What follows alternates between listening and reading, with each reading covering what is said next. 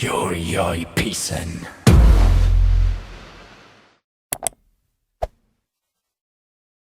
Raksa Art Production.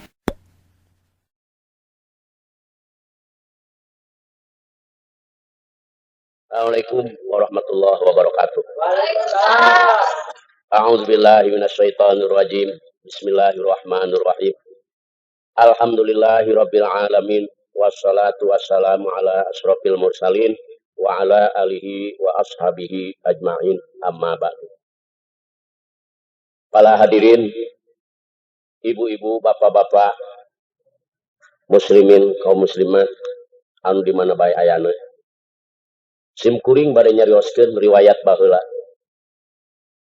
Nyaeta baheula aya hiji karajaan anu katelah karajaan Cindepura. Jadi baheula aya hiji karajaan anu katelah karajaan Cindepura. Karajaan naon? Cindepura. Ari rajana anu kasebut jenengan Nagasukma. Ai ngaran nagara Cindepura, ai rajana jenengan Managasukma. Ai kagungan putra mung hiji-hijina. Jenenganana Den Ayu Wulansari. Nyaeta pala hadirin sadaya, ieu raja teh henteu gaduh putra deui anu sanes. Kaleresan waktos sarita Nagasukma tos sepuh pisan. Parantos jauh ka tukang deket ka hareup. Jadi teu aya deui nu diantos sajabat tidungu dipunut ku nu kawasa. Jadi waktuna Raja Nagasukma kudu masrahkeun ka putrana mahkota karajaan. Sedengkeun gaduh putra mung hiji-hijina oge awewe, nyaeta anu dingaranan Den Wulansari. Jadi putra teh hiji-hijina jenenganana Den Ayu Wulansari. Dina hiji waktu Nagasukma nyaur putrana anu jenengan Den Ayu Wulansari.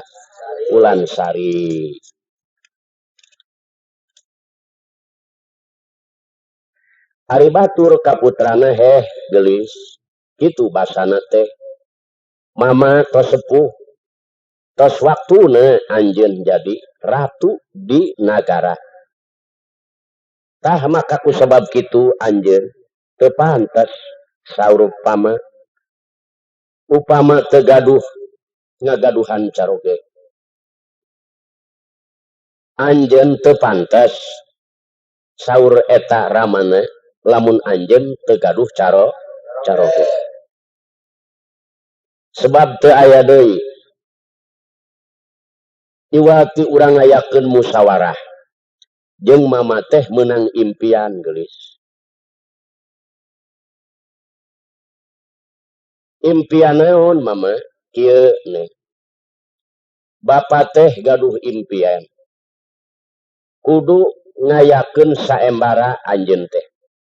Neangan pibatureun anjeun anu bisa ngalamanuk bulu ti luarna. Tah eta pibatureun anjeun di mana aya hiji lalaki anu bisaeun ngalamanuk anu bulu ti luarna, tah eta piminantueun mama. Sajabat piminantueun anjeunna bakal dipasrahan karajaan ku mama rek dijieun raja. Nyaeta hiji lalaki anu bisa ngalamanuk bulu ti luarna. Tah eta pibatureun anjeun bakal dikawinkeun ku kaula ka anjeun jeung langsung bakal jadi-jadikeun nya ieu raja. Bakal dijadikeun raja. Jeung manuk teh anu bisa ngomong saperti manusia, tah ieu anu jadi sulit. Keur mah buluna teh ti luarna kata mahkamah eta manuk bisa ngomong secara manusia.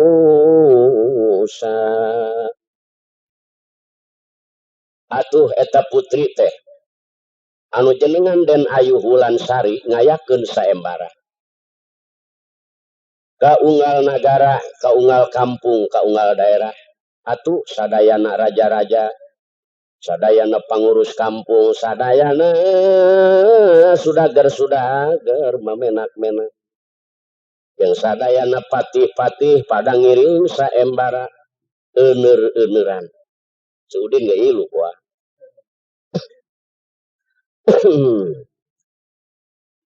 Tuna anu keur ngayakeun saembara putri Den Ayu Wulansari. Kacaritakeun sakabeh raja jeung patih pada arindit kaleuweung naon anu diteangan iwal ti manuk anu bulu ti luarna.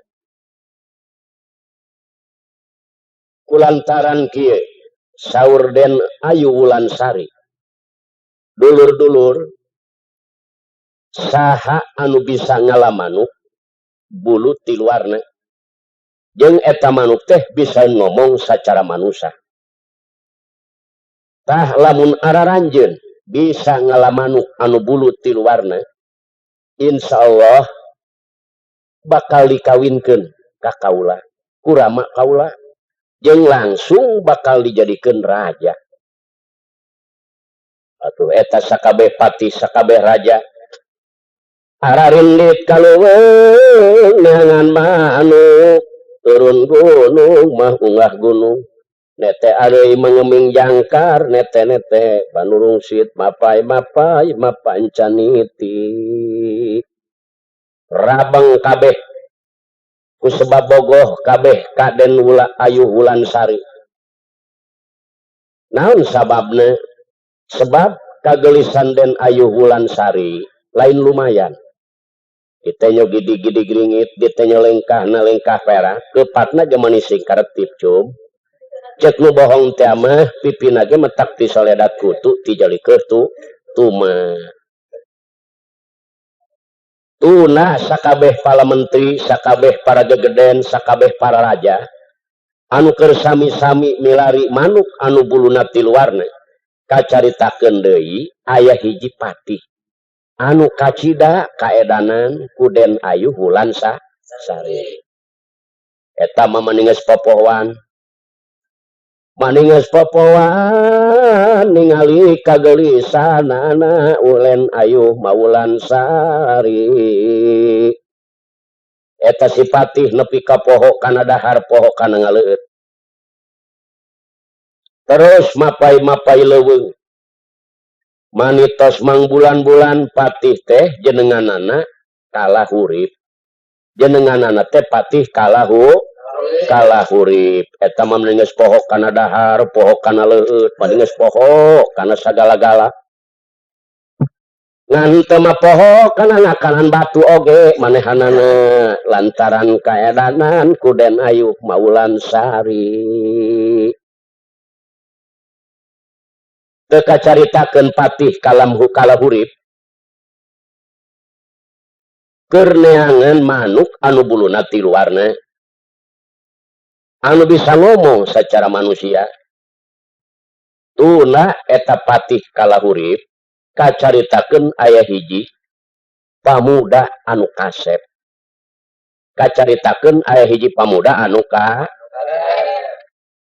eta pamuda anu kasep jenenganana Majayati.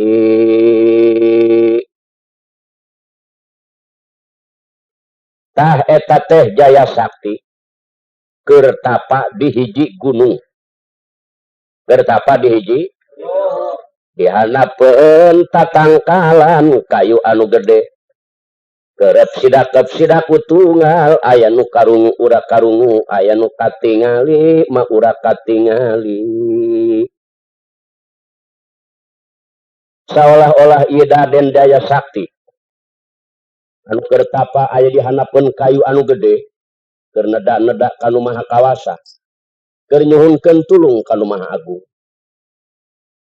tah eta Jaya Sakti teh kagungan rai nyaeta jenenganana Jaka Karaton. Jadi eta teh Jaya Sakti kagungan rai oge pamegat jenenganana Majaya Karaton.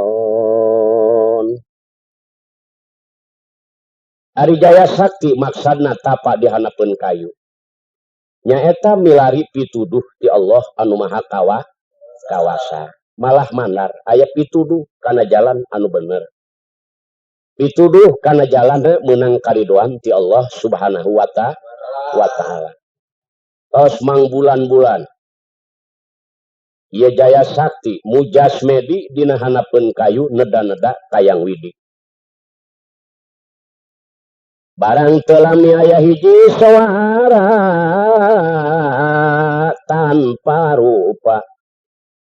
Basana heh Raden, upami anjeun hayang ilmu jeung pituduh dongkap anjeun ka hiji gunung. Raden Jaya Sakti. Cek eta sawara tanpa rupa. Raden, upami anjeun hayang ilmu jeung pituduh dongkap anjeun ka hiji gunung anu rade anu tebih ti dieu. Jadi wayahna anjeun teh dongkap ka hiji gunung anu rada tebih ti dieu.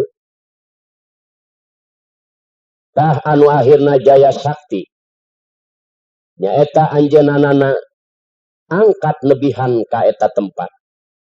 Tidinya aya hiji jalma parantos sepuh anu jembar ku pangarti tur awas paningali. Ilmu sagala aya.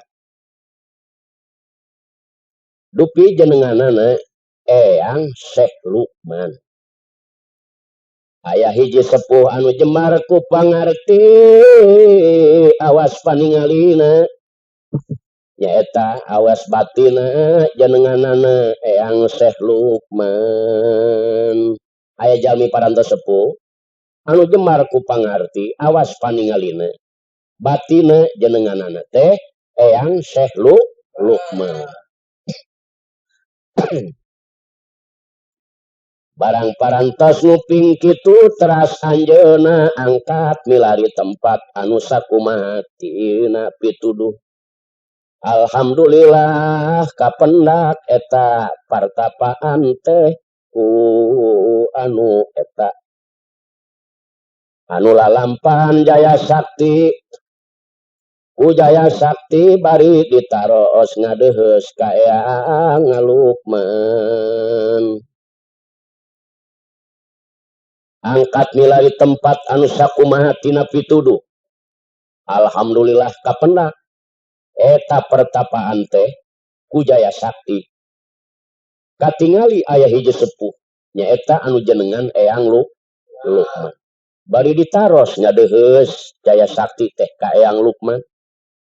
Atuh Syekh Lukman teh leuwih waspada. Weruh sadurunge winara. Akhirna Jaya Sakti diajarkeun ilmu lahir batin. Kasep basana teh anjeun ti mana kawit dayeuh maneh tempat ngancik panyicingan anjeun. Kulantaran mama ieu teh asa ku banjar karang panglayungan anyar pinangi. Tapi sanajan anjeun teu nyarita, mama teh weruh sadurunge winara. Geus ayeuna anjeun ulah loba komentar carita, yeuh ilmu ti mama. Lahir batin ku Syekh di piwarang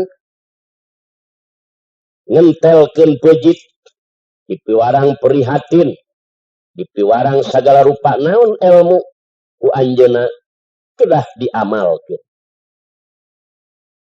Akhirna ku kituna seueur-seueurna ilmu. Ku seueurna eta ilmu Syekh Lukman jeung kutina prihatina Jaya Sakti. Ku seueurna ilmu eta Syekh Lukman jeung ku kaayanana prihatin Jaya Sakti. Dina hiji waktu Jaya Sakti dicipta ku Syekh Lukman ai breh teh jadi manuk bulu ti luarna. Jadi Jaya Sakti dicipta ku Syekh Lukman jadi manuk bulu tiluarna. Paladirin ieu jaya Syekh Lukman teh ngagedogeun salirana. Jaya sakti teh aireng kenek dicipta dijieun manuk bulu tiluarna.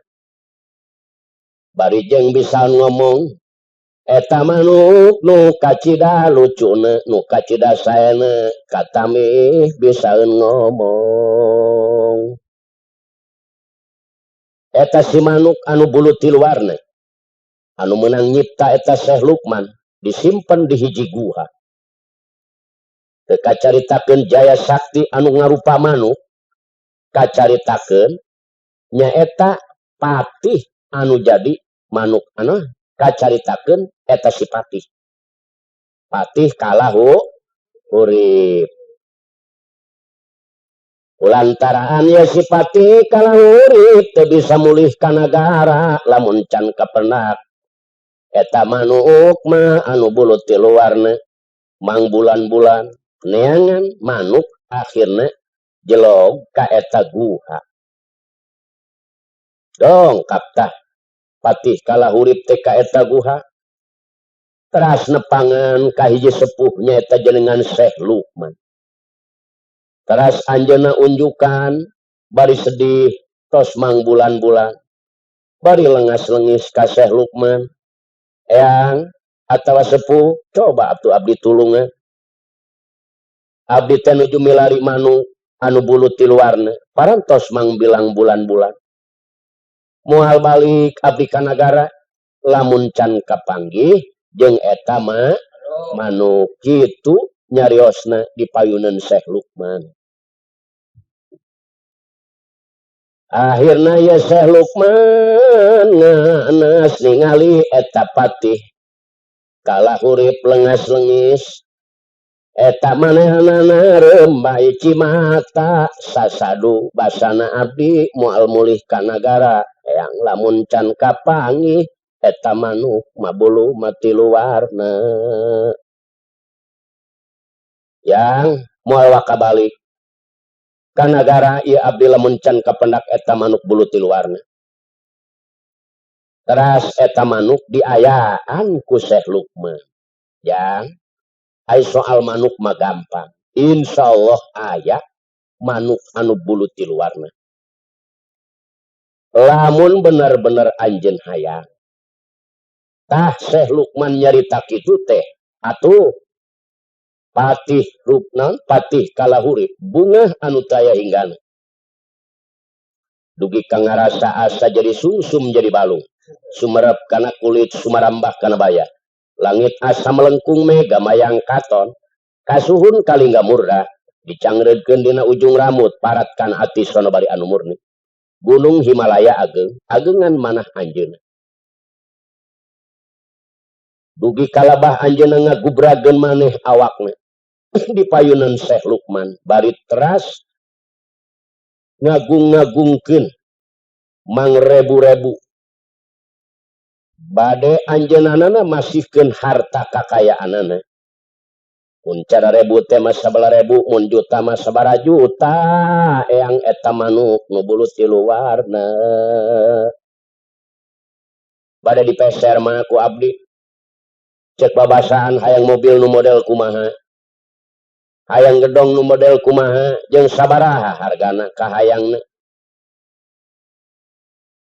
Dijawab ku Syekh Lukman, ari ieu mah manuk yang teu kudu dibeli. Enteng, tapi Syekh Lukman amanat. Teu kudu teu kudu dibeli.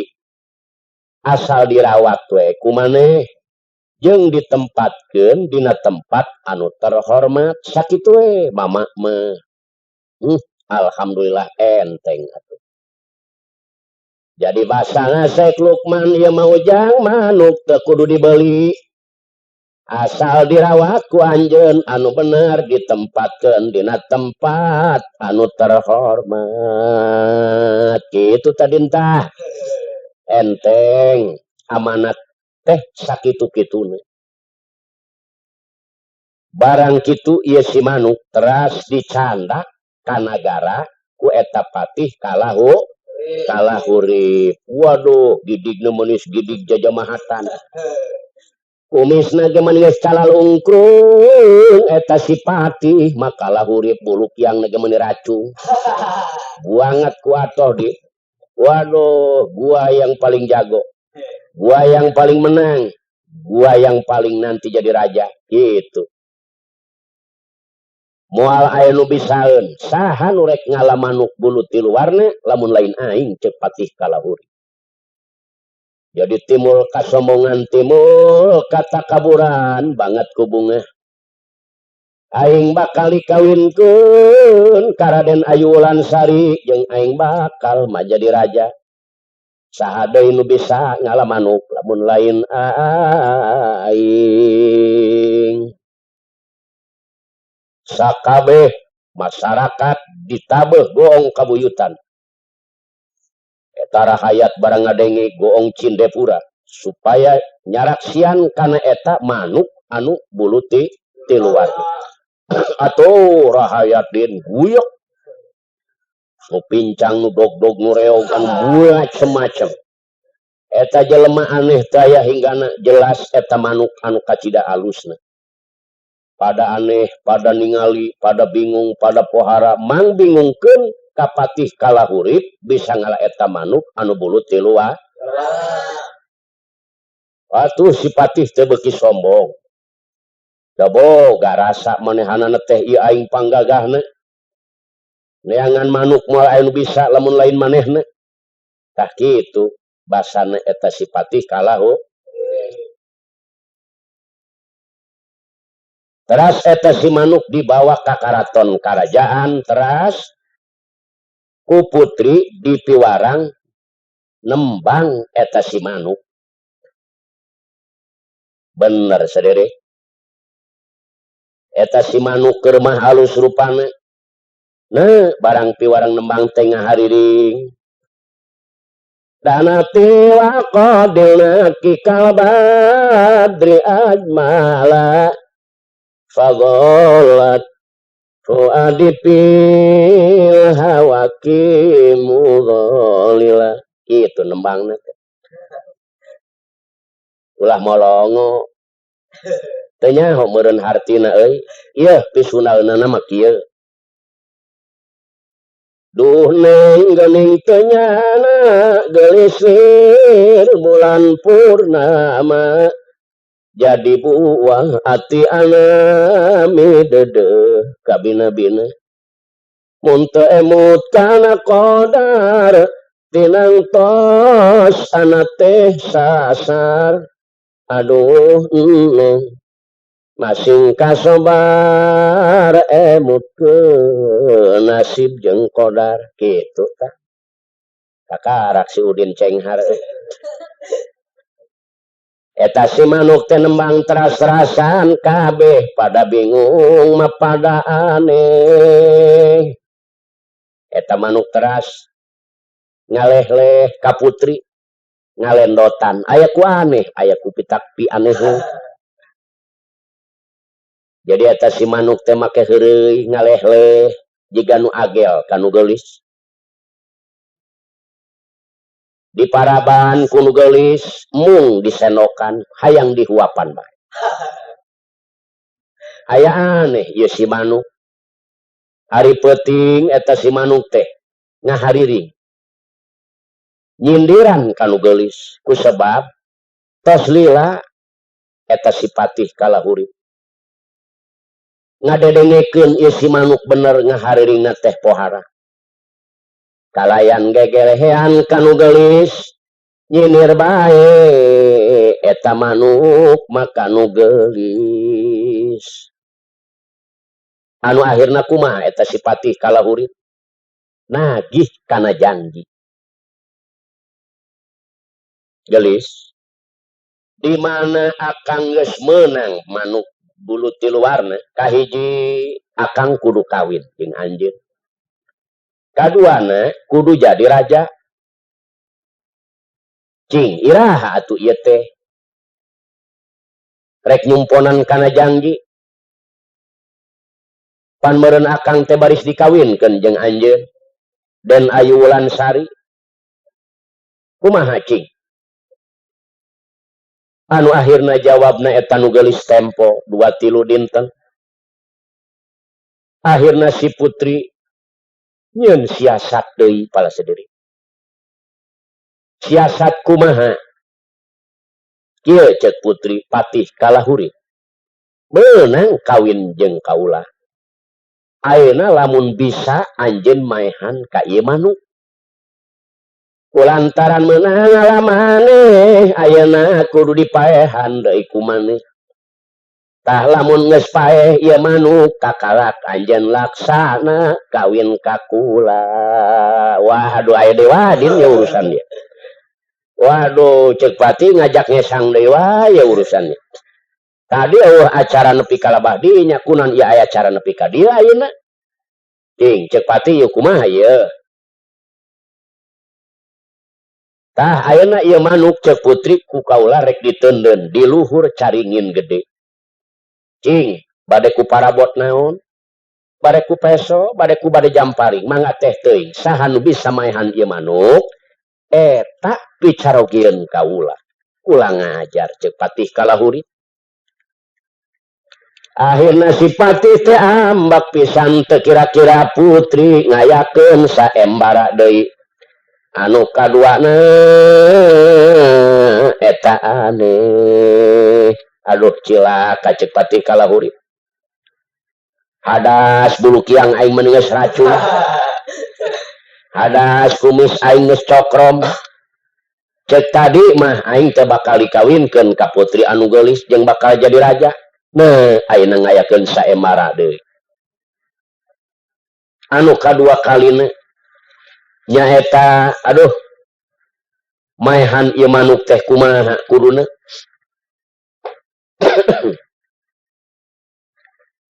nyaeta kumaha maehanana ieu si manuk disadiakeun pakakas rupa-rupa pakakas bade jamparing bade bandring bade naon bae nu penting ieu manuk mah asal paeh jamparing tumbak pikeun maehan eta manuk macam-macam ngan teu pangbabadan jeung pacul mah tapi teu aya sama sakali anu bisaeun maehan eta mah manuk waduh rombongan ti beulah wetan sama sakali mawa tumbak mawa kampak mawa saguel rupa baliung cuk nu bohong bandring tek-tek beungek sama sakali ti rombongan belah kidul kitu keneh geus mawa palu mawa saguel rupa mawa panah jeung sabangsana najis eta manuk teu daekeun paeh waduh ngarasa lelah ngarasa bingung sakabeh jelema anu mikah hayang maehan kana eta manuk sebab bakal dikawinkeun ka anu geulis teu kacaritakeun anu keuriweuh anu keur surak ambal-ambalan ngayakeun saembara maehan eta manuk kacaritakeun adina Jaya Sakti anu jadi manuk teh kacaritakeun adina Jaya Sakti pan ari Jaya Sakti mah jadi manuk ieu kacaritakeun adina ieu nyaeta anu kasebut nyaeta Jaga Karaton anu kasebut Jaka Karaton kacaritakeun yaraina Jaya Sakti anu kasebat na eta Jaya Karaton di piwarang milari ku ibuna kaseh pilari malanceuk anjeun kaseh ibu teh geus kangen ka dulur anjeun kalanceuk anjeun kamana dulur anjeun kakak anjeun teh ngaran Jaya Sakti parantos lami teu aya mulih cing pilari saha nu rek bela kanu jadi dulur lamun lain anjeun sumuhun cenah Bu di mana kitu akang ayana tos mang tahun-tahun geus lain bulan deui geus mang tahun-tahun teu aya mulih teu aya balik Bu kudu kumaha atuh cenah ieu abdi tah didinya pala sadiri saolah-olah ieu teh Jaka Keraton anu diperih patih ku ibuna supaya milari lanceukna jenengan jaya sakti. Tah ayeuna mah kieu Kasep. Yeuh awisan ti ibu, ieu kalung canak. Di mana aya hiji jalma anu wawuheun kana ieu kalung eta ulah dilawan ku anjeun. Eta teh pasti dulur anjeun.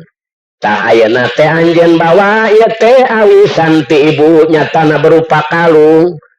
Di mana aya jalma anu wawuheun kana ieu kalung Kasep ulah dilawan tetela eta teh dulur anjeun. Ya awisan ti ibu kalung. Di mana aya nu wawuheun kana ieu kalung ulah dilawan Kasep pasti eta teh dulur anjeun. Tah didinya jaka karaton Pak sumujud ka ibuna kana lahunan Bu abdi nyunkeun duana luga ieu lumunur layang rana dening laga kitu tadi nongnengnang beka dituna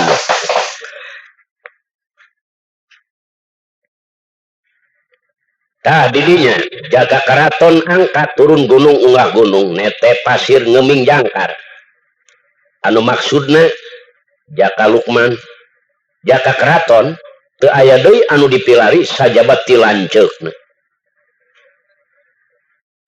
nyaeta jaka keraton turun gunung unggah gunung akhirna nepi ka pertapaan Syekh Lukman barang nepi ka pertapaan Syekh Lukman nya anjeunna teh neangan eta lawang jalan kumaha barang nepi ka Syekh Lukman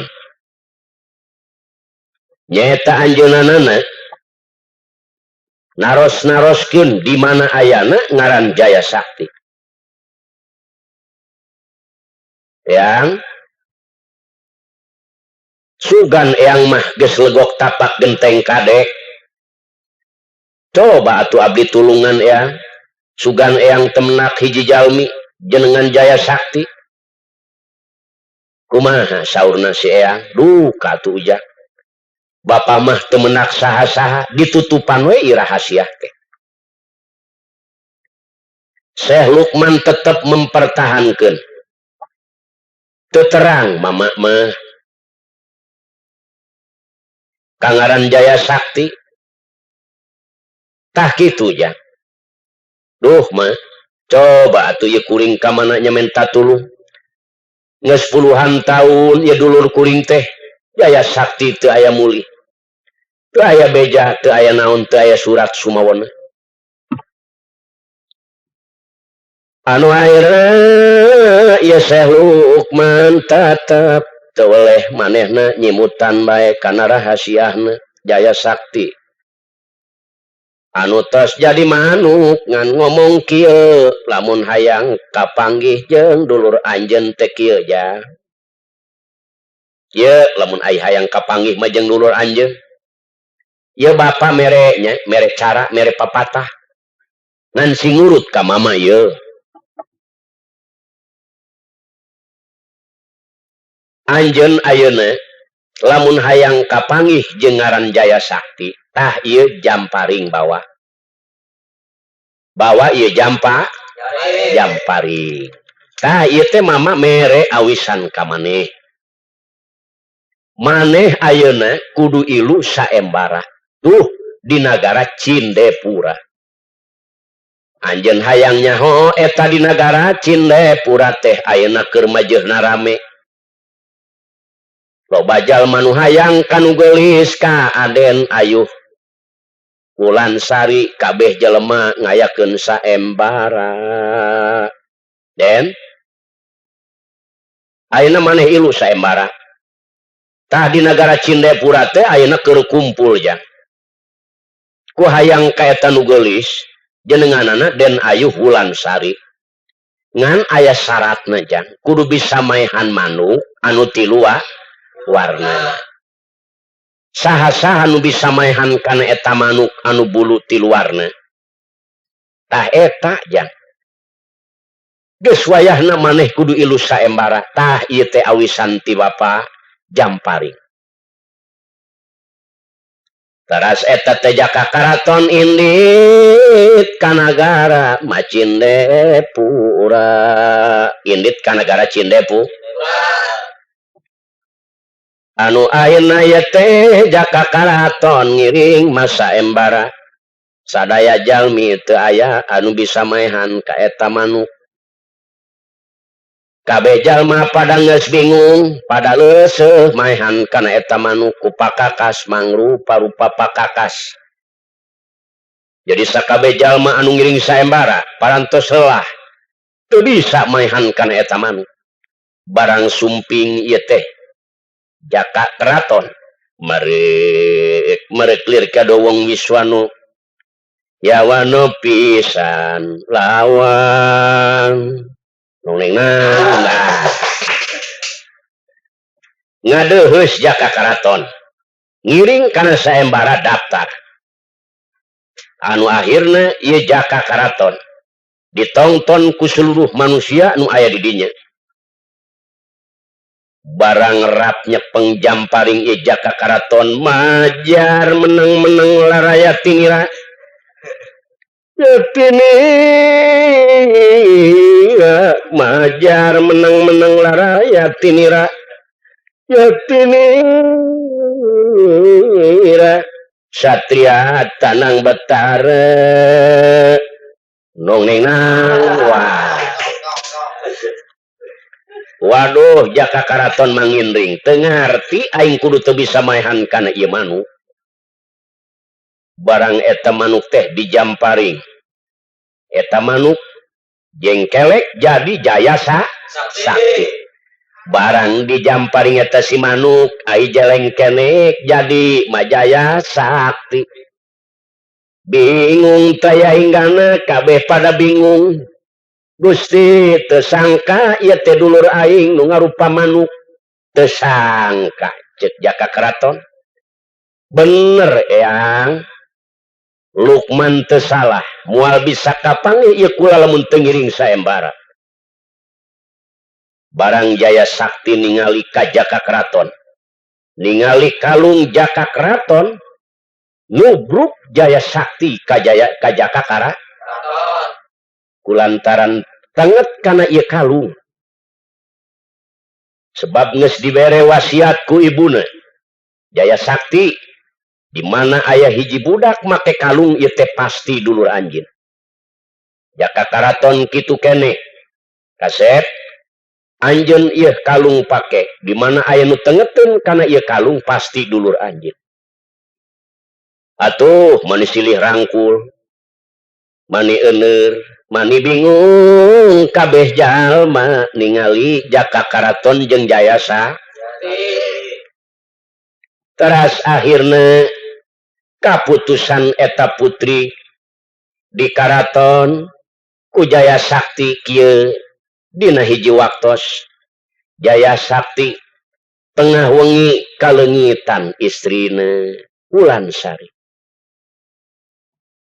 Kulantaran geus jadi kaputusan ieu teh Wulansari anu maksudna rek ditikahkeun ka Jaya Sakti. Tah alhamdulillah patepung bayu tapel adam titis tulis ti Gusti Nu Maha Suci. Barang sangeusna dikawin ku Jaya Sakti nya ieu teh nu geulis gedi gringit lengkah perak gepatna manising karetip. Dina hiji waktos Jaya Sakti tengah wengi aneh Masya Allah kalengitan eta istrina nyaeta jenengan Wulansari. Geger sakabehna, sakabeh para patih pada bingung. Ieu Wulansari ilang tampakrana. Si horeng ieu si istri anu geulis Wulansari dipaling ku patih anu jenengan Jagal Jaya. Si orang yang nu geulis teh anu nuju papanganten leungit ilang tampakrana si horeng aya nu maling. Anu malingna eta patih jenenganana Majagal Jaya. Jaya Sakti kena kusirpan Jagal Jaya. tibra sarena nepi kalebah kalengitan istrina. Tah maka ku sabab kitu pala sadere kulantaran anu akhirna disilidik-silidik jelas eta patih Jagal Jaya anu ngarebut eta si anu akhirna mah oko begal pati silerebut perang hebat-hebatan.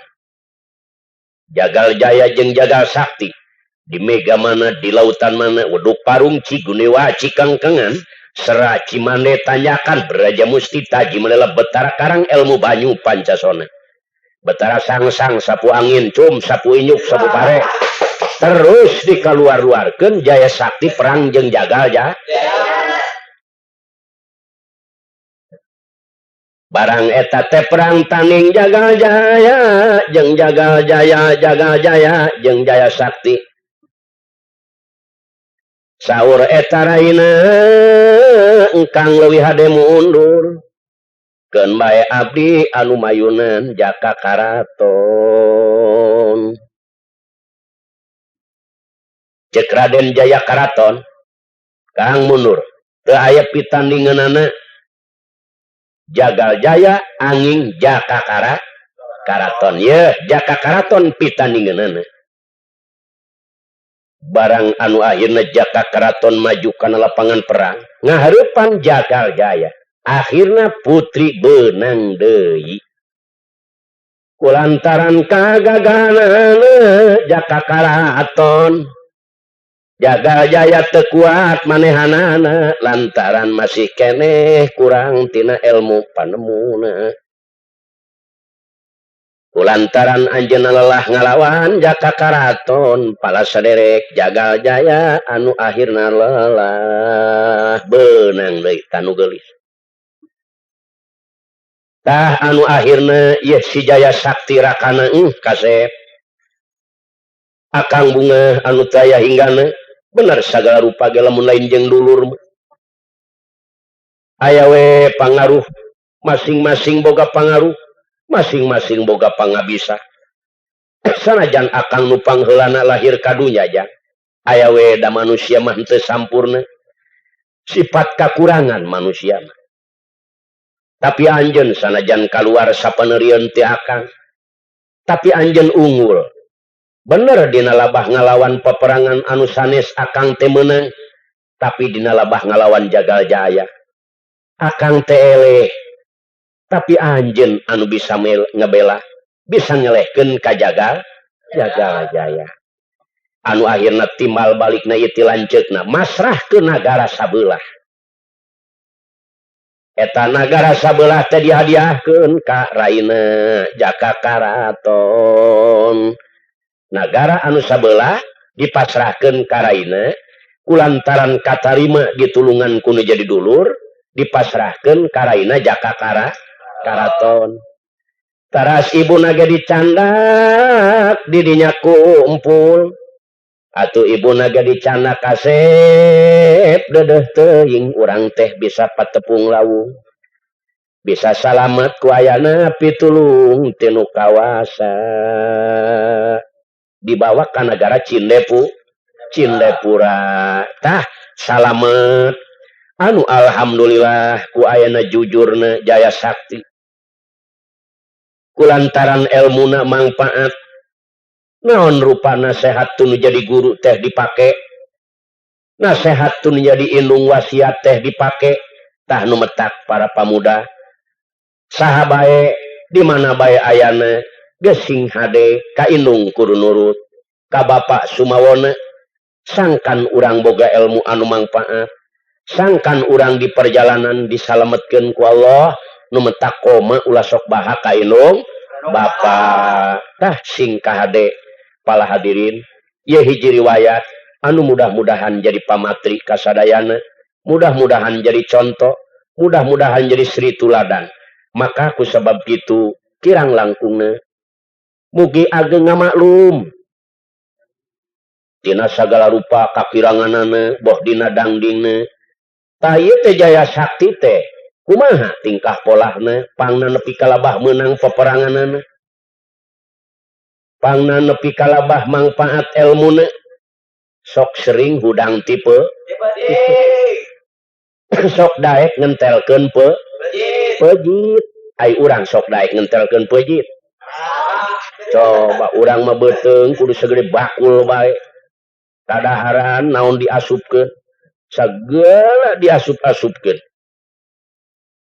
ai Jaya Sakti mah jeung Jaka Karaton nurut ka indung bapa nurut kan jadi guru asal tipe tinggal maca sholawat Allahumma sholli ala nuril anwar wa asiril asrar wa atir yaqil agyar wa miftahi babil yasar sayyidina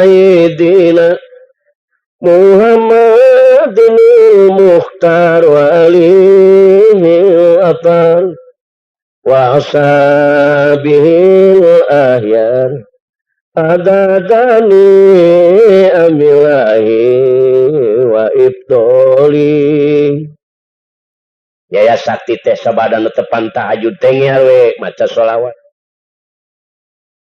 ilmuna atuh anu menang teh Eyang Lukman dina bagian ilmu nahu pertama-tama ngaji amil terus kana jurumiyah saraf alfiah imri timul hat usmuni fathul jalil mugni labid syekholid sujur kaprawi mutamimah kawakib ieu ilmu nahu kabeh diaji dina bagian alatna pertama-tama ngaji mantek munadzarah bayan istiarah bade johar maknun isagoji sara mantek sulamul munadzarah talhis diaji ku Jaya Sakti teras dina bagian tafsirna lain hiji kitab tafsir pertama-tama tafsir Munir tafsir Jalalain tafsir Sawi Baidawi Tantowi tafsir Khazin tafsir Jamal Madroki Tanjir Hanafi Kaisir tafsir mun urang botak mun ngaji eta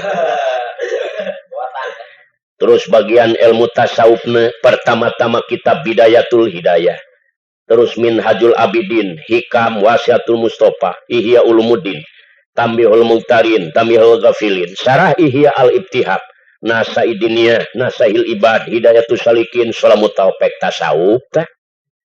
Itu, laju bagian usul. Pertama-tama kitab Warokot, Jam'u Jawami, Mugni Muhtad, Umul Barohin, Tijan, Sansiah, Johar Tauhid, Itkan, Fatawiyah, Hadisiyah, Usul.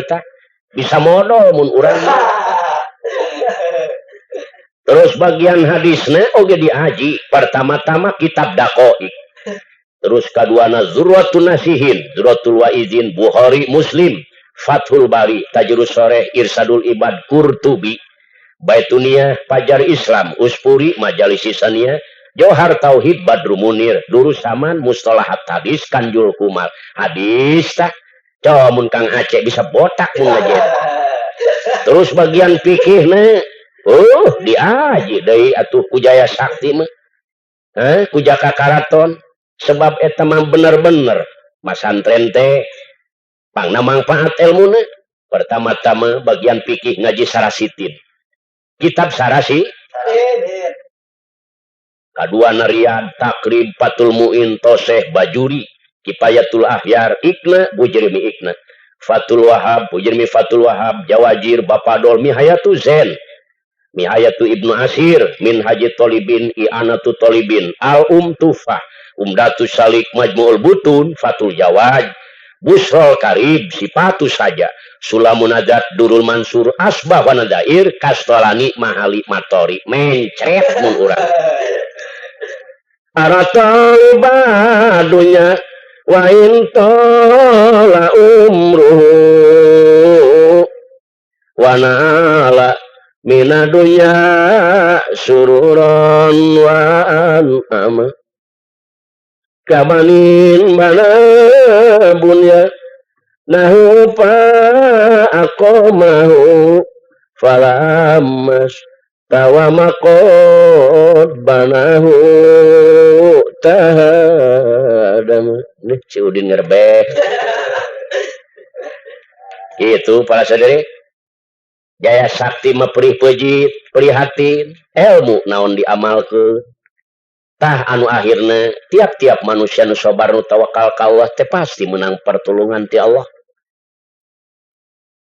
danati wa qadil kekal badri ajmala niarwe bari ngabubungah bojona tanu geulis fagolat wadipil hawakimulolila duh neng geuning tanyana gelisir bulan purnama jadi buah ati alami dedeh kabina-bina muntah emut kana kodar tinang tos anak teh sasar aduh neng masing kasobar emut ke nasib jeung kodar ngan ngarwe kitu sok muruk mitutur we jaya sakti makapun bojo teh gelis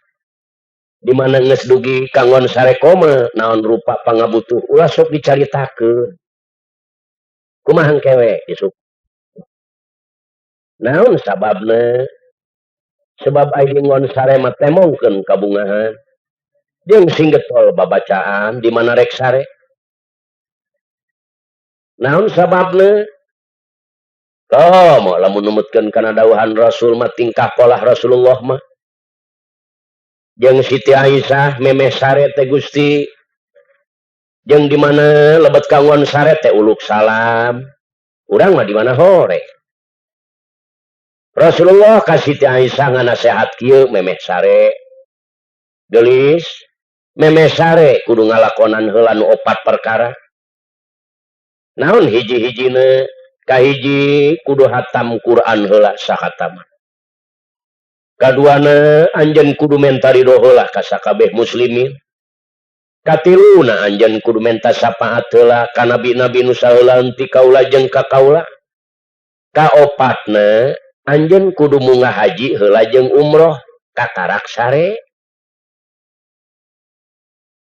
eta Siti Aisyah barang nguping bingung taya hinggana kumaha nya ngalakonanana memeh sare kahiji kudu hatam Quran heula sahataman kaduana kudu menta ridho ka sakabeh muslimin katiluna kudu menta syafaat heula ka nabi-nabi anu pangpayuna sareng ka Gusti Rasul kaopatna kudu munggah haji heula jeung umroh Gusti nu jadi panutan kedah kumaha atuh ngalakonanana memeh sare anu sakitu abotna dijawab ku Rasulullah sambil gumujeng Aisyah atuh maca surat Ikhlas we maneh 3 kali nu kahiji tah sarua eta pahala ganjaranana teh jeung hatam Quran sahataman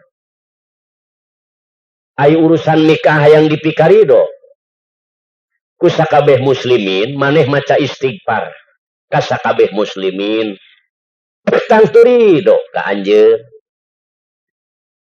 dupi anu katiluna lamun nabi lamun maneh hayang disapaatan maca shalawat we kadanan shalawat muhtar mata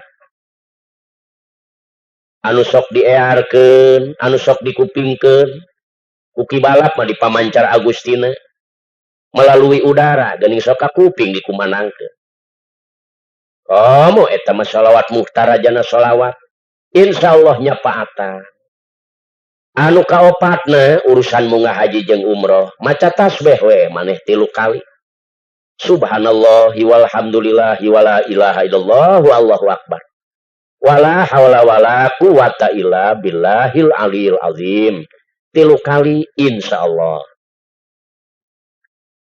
tah sing rajin maca shalawat ka karak sare ulah ieu mah ai nek sare nyacahkeun duit nyacahkeun dagang menang sabaraha tah ieu heueuh tadina mah leutik durak-dak we Pak nah nu meta koma titip lamun geus asup ka nggon sare mah ulah sok ngobrol pan pang bingung-bingung nah dulur lamun geus pase adi nggon hees mah hadas ti beurang aya maksud geus peuting parasea.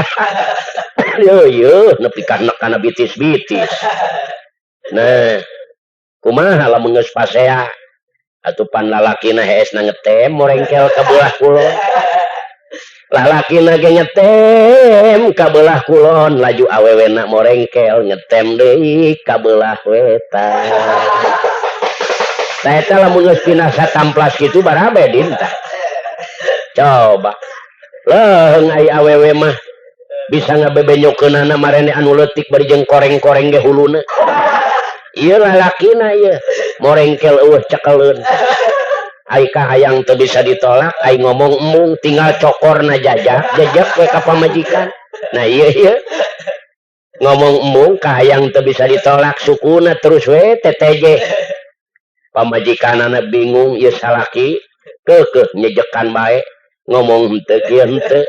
Kahayangna naon anu akhirna kabade aya kahayangna nungtungna mah dihantam we kusikuna ku pamajikanana engke atuh budak can molor geblug gebeunang irungna watu curing lalakina ulang ngajar senyiku ka aing lajuna mah keheul meureun salakina teh koleset we turun tina tempat sare nah beuki jauh satamplasna mani nyeri cana irung aing beunang los teuing da manehna nyejekan geus aing molor dihanap sabodo teuing da geus tua bangka ieu.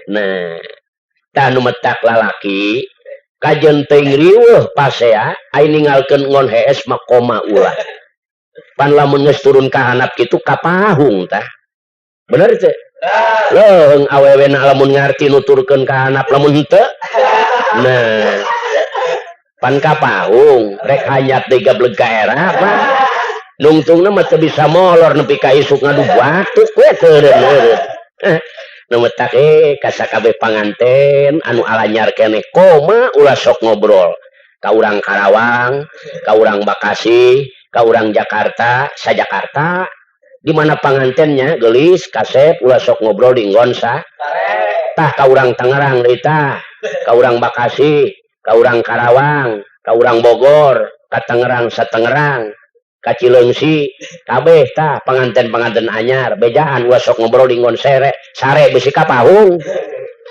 Kitu. Tah pala hadirin, ieu teh Den Ayu Wulansari teh panganten anyar jeung Jaya Sakti. Kitu tah mudah-mudahan we tumempel ka urang nyebu. Tah ieu teh riwayat Jaya Sakti jeung Den Ayu Wulansari muga-muga sing jadi contoh kasadayana sing jadi contoh ka para panganten anu enggal anu mudah-mudahan jadi pamatri mudah-mudahan di dalam rumah tangga teh sareuneuh saigel kacai jadi saleuwi kadarat jadi saloga atuh lamun kacai cing sing daek mararani lamun kadarat mudah-mudahan sing daek sarolat tah kacai jadi saleuwi kadarat jadi saloga sabobot sapianean sacangreud pageuh sagolek pangke tah anu mudah-mudahan pala hadirin ku ayana ieu riwayat Jaya Sakti kalayan Raden Wulansari anu mudah-mudahan jadi pamatri ka urang sarerea tah mudah-mudahan ieu doa ku Allah Subhanahu wa taala dikabul. Allahumma inna nas'aluka alaina salamatan fid dini wa afiatan fil jasadi wa ziyaratan fil ilmi wa barakatan fil rizqi wa taubatan qabdal maut wa rahmatan 'indal maut wa maghfiratan ba'dal maut. Allahumma hawin alaina fi sakaratil maut wa najina wa fa inda sab. Rabbana ya Allah atina fid dunya hasanah wa fil akhirati hasanah wa qina azabannar wa qina azabannar wa qina azabannar. Wabillahi taufik wal hidayah.